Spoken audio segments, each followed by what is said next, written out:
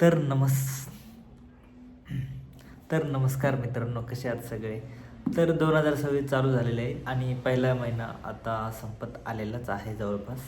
आणि यामध्ये new year resolution तुम्ही काय केलं काय माहीत नाही आहे, पण मी एक न्यू इयर रिझोल्यूशन केलं आहे की मी विचार केला की चला हे इंस्टाग्राम रील्स यूट्यूब व्हिडिओ तर आपण खूपच बघतो आहे, तर काहीतरी वाचूयात ओके ना ह्या वर्षामध्ये. तो 12 मंथ्स 12 बुक्स असा मी एक निश्चय केला होता. आणि actually I have started the reading. आणि मोस्ट इम्पॉर्टंट फर्स्ट बुक जे मी डिसाईड केलं वाचण्यासाठी 2026ची एका चांगल्या सुरुवातीसाठी, जे की एकदम पॉवरफुल बुक आहे. पूर्ण जगामध्ये ते पॉवरफुल बुक आहे, आपण त्याला म्हणू शकतो. ते बुक आहे हे ओके.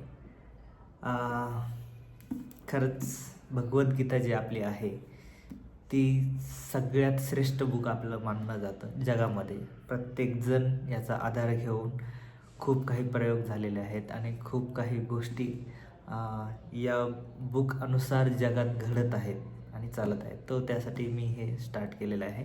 स्टार्टिंग मी ठरवलं की दररोज 10 पेजेस आपण असं वाचू वगैरे, पण माणूस कधीच कन्सिस्टन्स राहू शकत नाही. म्हणजे त्याला खूप म्हणजे खूपच त्यासाठी एकदम दृढ निश्चय करावा लागतो, तेव्हा आपण कुठे जाऊन कन्सिस्टन्स राहू शकतो. आणि हे कन्सिस्टन्सी वाढवण्यासाठी, कॉन्सन्ट्रेशन वाढवण्यासाठीच हे मी स्टार्ट केलेलं आहे बुक वाचण्याचं. आणि मेन म्हणजे भगवद्गीता. मला तरी एक जण कोणीतरी बोललं की हे बुक वाचल्यानंतर तुम्हाला लाईफमध्ये परत कोणतंच बुक वाचायची गरज पण नाही पडणार. आणि खरंच आहे, ते भगवद्गीतेमध्ये सर्व आपल्या जीवनाचं सार वगैरे आहे. आणि कोणतंही काम कसं करावं, आपल्या इंद्रियावरती कंट्रोल कसा करावा, आणि हे सर्व यामध्ये सांगितलेलं आहे. तर मी हे स्टार्ट केलं आहे आणि पहिला अध्याय माझा वाचून पूर्ण झालेला आहे.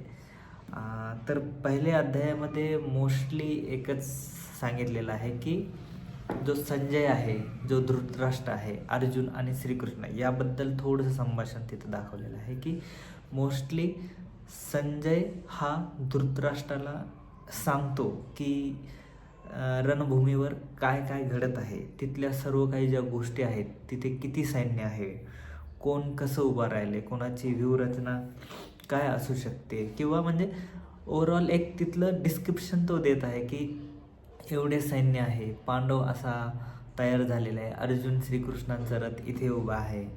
आणि हे ओव्हरऑल एक माहिती तो सांगत आहे. आणि दुसरीकडे अर्जुन आणि श्रीकृष्ण यामधलं थोडंसं संभाषण आहे की अर्जुन हा क्षत्रिय असूनसुद्धा त्याला युद्ध करायची इच्छा होत नाही आहे, कारण की त्याच्यासमोर जे युद्ध करण्यासाठी उभे आहेत ते सर्व त्याचे सगळे सोयरे, नातेवाईक, मामा, सासरे, मित्रपरिवार आणि त्याचे भाऊ हे आहेत. त्यामुळं त्याला वाटतं की यांना सर्वांना मारून जर आपण राज्य मिळवलं तर काय उपयोग आहे त्या राज्याचा. म्हणजे असं त्यामध्ये तो खूप एका वेगळ्या परिस्थितीमध्ये अर्जुनाचं एक मन विचलित होत आहे की युद्ध करायला पाहिजे की नाही करायला पाहिजे.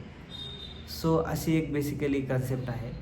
पहिल्या अध्यायामध्ये तोच पूर्णपणे गोंधळून गेलेला आहे अर्जुन, आणि विचार करतो की काय करायला पाहिजे आता. आणि नेक्स्ट दुसऱ्या अध्यायापासूनच हे सुरुवात होते की श्रीकृष्ण अर्जुनाला काय उपदेश करतात हे आता इथून पुढे आहे. तर पहिला अध्याय वाचून झालं म्हणून तुम्हाला एवढी माहिती द्यायची होती. थँक्यू.